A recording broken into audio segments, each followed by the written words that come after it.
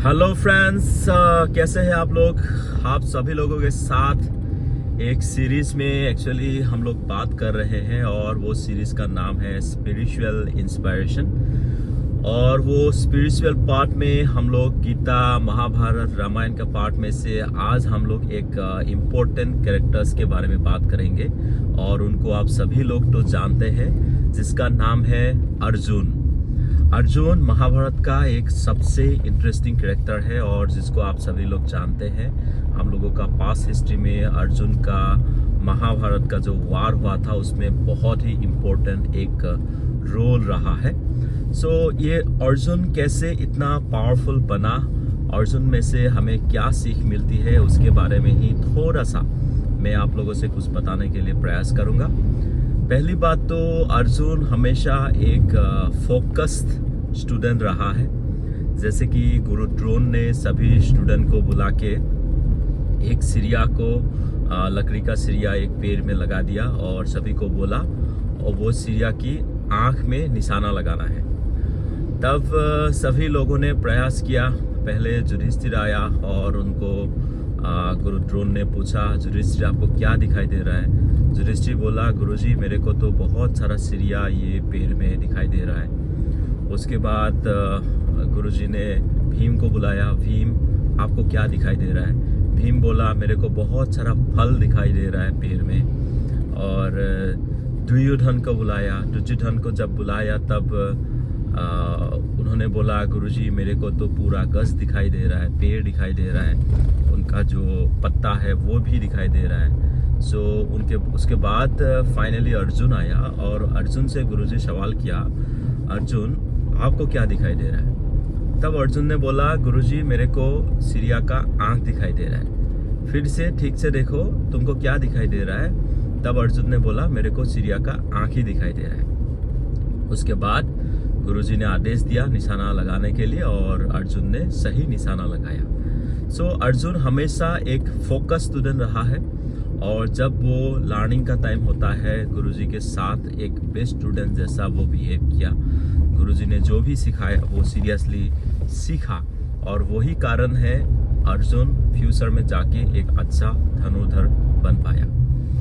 और दूसरा अर्जुन का जो सबसे इम्पोर्टेंट कैरेक्टरिस्टिक्स है वो है लिसनिंग एटीट्यूड।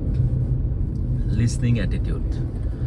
अर्जुन हमेशा बहुत सीरियसली कुछ भी बातें बोलने से बहुत सीरियसली उसको सुनते हैं और उसका एग्जाम्पल है गीता।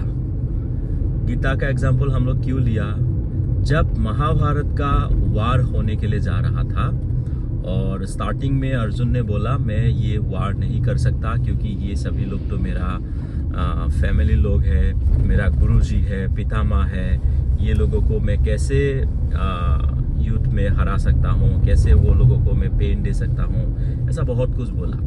उसके बाद श्री कृष्ण ने अर्जुन को बोला, अर्जुन चलो हम ये जो वार होने वाला है इसका बीच में जाते हैं। दोनों पक्ष का बीच में जाके अर्जुन को दिखाया, इस तरफ ये पांडव है, इस तरफ कौरव है और सभी सेना है, ये सब कुछ दिखाया।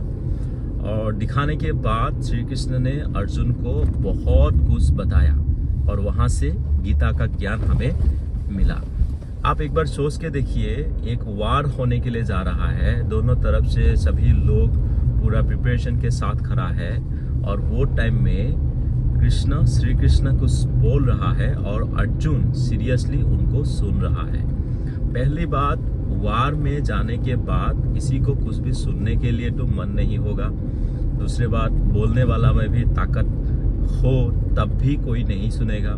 लेकिन अर्जुन सीरियसली सुना, उनका मन में जो भी डाउट था वो क्लैरिफाई किया, उनसे सुना और सुनने के बाद फिर से वो महाभारत का युद्ध में पार्टिसिपेट किया।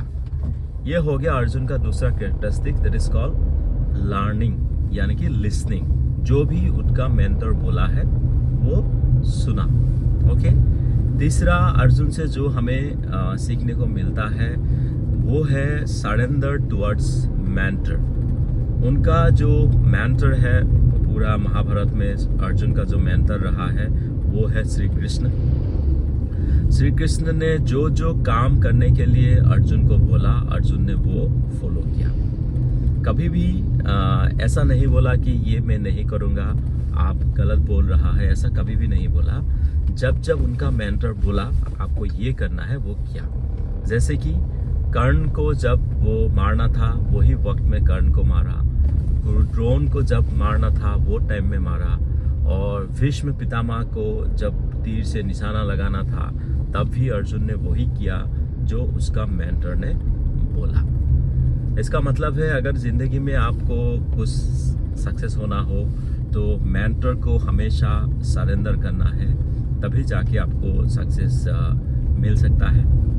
और दूसरा और फाइनल जो अर्जुन से हमें सीखने को मिलता है वो है वो अपने से बड़े लोगों का, यानी कि युधिष्ठिर को वो अपना भाई से ज़्यादा पिता जैसा सम्मान हमेशा देता आया है।